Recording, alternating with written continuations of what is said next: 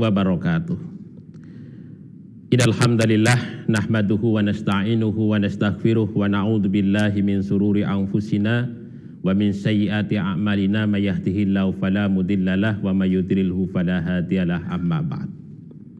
Saudara-saudara yang dirahmati oleh Allah Subhanahu wa taala. Tahukah kita bahwa sukses dan kemenangan hidup itu tidak ditentukan seberapa banyak jumlah teman kita, seberapa banyak jumlah pasukan kita, seberapa banyak harta yang kita miliki. Tetapi hidup itu sukses dan menang itu karena faktor motivasi yang ada di dalam diri kita. Saudara yang dirahmati oleh Allah Subhanahu wa taala.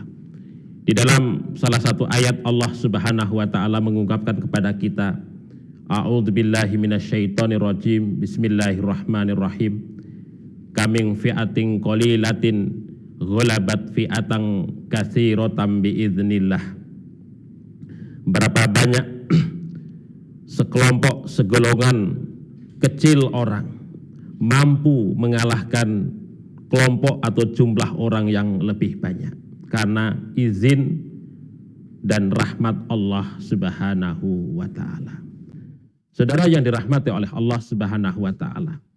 Kalau kita melihat ayat ini, membaca ayat ini, bahwa kemenangan kita sebagai manusia, sebagai hamba Allah Subhanahu wa taala tidak ditentukan karena faktor harta, seberapa banyak harta yang kita miliki, seberapa banyak jumlah kawan, teman, pasukan, anggota yang kita miliki. Tetapi adalah karena faktor izin, karena faktor visi, karena faktor misi yang kemudian kita torehkan di dalam hati kita, yang kemudian kita wujudkan dalam bentuk perbuatan, yang kemudian itu melahirkan sebuah kemenangan bagi diri kita. Saudara yang dirahmati oleh Allah Subhanahu wa taala, hal ini dapat kita lihat umpamanya kalau kita lihat dalam konteks sejarah kehidupan orang-orang salaf, orang-orang terdahulu. Salah satunya adalah seorang panglima perang yang namanya Thariq bin Ziyad. Mungkin Anda sudah sering membaca itu dalam sirah-sirah ataupun tarikh-tarikh ya pada masa itu, di mana seorang Thariq bin Ziyad adalah merupakan seorang panglima perang yang cukup terkenal, dan itu juga menjadi iktibar bagi kita bersama. Dalam sejarah, Thariq bin Ziyad ini pernah memimpin pasukan, membawa pasukan sebanyak 7.000 orang menyeberangi Selat Gibraltar ya, antara Maroko dan Andalusia atau sekarang dikenal dengan Spanyol itu. Dengan 7.000 pasukan, kemudian dia akan menghadapi 100.000 pasukan, yaitu tentara dari seorang Raja Lalim, yaitu yang namanya adalah Rodrik pada saat itu. Kemudian beliau karena melihat bahwa pasukannya terlalu kecil itu, kemudian si Thariq bin Ziyad meminta bantuan lagi kepada Musa bin Nusair yang ada di Maroko pada saat itu untuk mengirimkan lebih banyak lagi pasukan. Tetapi Musa bin Nusair hanya mengirimkan pasukan 5.000 lagi. Sehingga kemudian yang namanya Thariq bin Ziyad itu hanya memimpin 12.000 pasukan melawan 100.000 pasukan dari Raja Rodrik itu tadi. Saudara yang dirahmati oleh Allah Subhanahu wa taala, mungkin kalau Panglima Thariq bin Ziyad ini tidak memiliki visi hidup yang jelas, karena faktor ridho Allah Subhanahu wa taala, keinginan memenangkan kebenaran di atas tanah Spanyol itu, mungkin dia akan mundur dengan pasukannya itu. Tetapi karena dia memiliki visi yang kuat dalam kaitan ini, maka dia dengan pasukannya berani untuk melawan 100.000 pasukan itu tadi. Apa yang pertama kali yang dilakukan oleh Thariq bin Ziyad dalam rangka untuk menyatukan visi untuk memenangkan kemenangan saat itu? Thariq bin Ziyad pada saat itu ketika sampai di Andalusia, tanah Andalusia itu, kemudian beliau justru memerintahkan pasukannya itu untuk membakar seluruh kapal yang ia miliki dan perbekalan yang ada. Saudara yang dirahmati oleh Allah, pada saat itulah ada sebagian pasukan yang bertanya-tanya kepada Tariq bin Ziyad, yang kemudian beliau berkhutbah dengan penuh semangat bahwa dia menyatakan bahwa kemana lagi kalian akan lari ketika kapal-kapal ini sudah dibakar habis, perbekalan Anda tidak memiliki perbekalan lagi. Yang ada di belakang Anda lautan, sementara di depan Anda adalah para musuh-musuh yang siap menyerang Anda.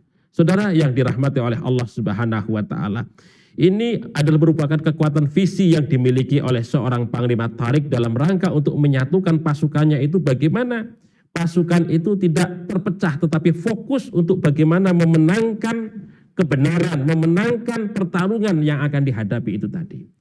Tidak berpikir lagi bahwasanya pasukannya itu akan kembali lari ke tanah Maroko, tetapi dia akan terus berjuang bagaimana memenangkan pertarungan itu dengan Raja Rodrik yang lalim itu. Saudara yang dirahmati oleh Allah Subhanahu wa taala. Jadi apa yang dilakukan Tariq bin Ziyad itu yang jumlahnya kecil pasukannya, tetapi pasukan itu karena memiliki visi yang kuat, yang jelas dalam rangka untuk memenangkan kebenaran, yaitu karena faktor bagaimana agama Allah Subhanahu wa taala itu bisa menyebar di tanah Andalusia itu. Di samping itu dalam rangka untuk bagaimana kebenaran di mana bisa memenangkan terhadap Raja Lalim yang namanya Rodrik itu yang ada di tanah Andalusia itu. Sehingga kemudian 12.000 pasukan yang dipimpin oleh seorang Tariq bin Ziyad itu bisa mengalahkan 100.000 pasukan yang dipimpin Raja Rodrik pada saat itu. Saudara yang dirahmati oleh Allah, ini menjadi satu hikmah, iktibar, pelajaran bagi kita bersama. Bahwa ketika kita memiliki sesuatu yang mungkin selama ini kita rendah diri, ya, kita nggak memiliki apa-apa, nggak punya harta, nggak punya saudara, nggak punya kerabat, nggak punya macam-macam lah begitu. Sehingga kemudian kita merasa rendah diri di hadapan makhluk, di hadapan manusia.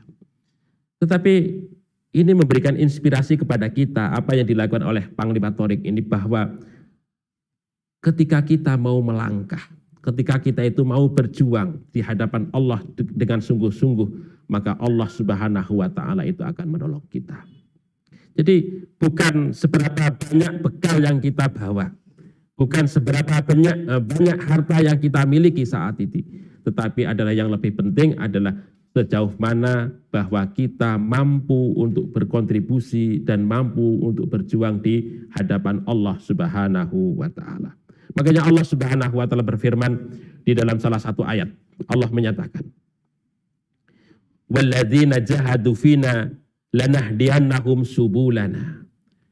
Dan orang-orang yang jihad di jalan kami, kata Allah, lanahdiyannahum subulana, maka sungguh kami Allah Subhanahu wa taala akan memberikan petunjuk arah terhadap jalan-jalan kami. Saudara yang dirahmati oleh Allah, ketika kita mau berjuang, mau berketetapan untuk bersungguh-sungguh di jalan Allah Subhanahu wa taala, apakah itu dalam rangka untuk medan dakwah, dalam rangka itu untuk medan belajar, apakah itu dalam rangka untuk menegakkan kalimat Allah dengan berbagai macam sarana yang kita miliki, maka Allah Subhanahu wa taala akan memberikan pertolongan kepada kita, akan memberikan arah kepada kita untuk kehidupan kita, sehingga kita bisa memenangkan hidup ini dan kita akan mencapai kejayaan, mencapai kesejahteraan, mencapai bahkan sampai ke dalam, masuk ke dalam surganya Allah Subhanahu wa taala.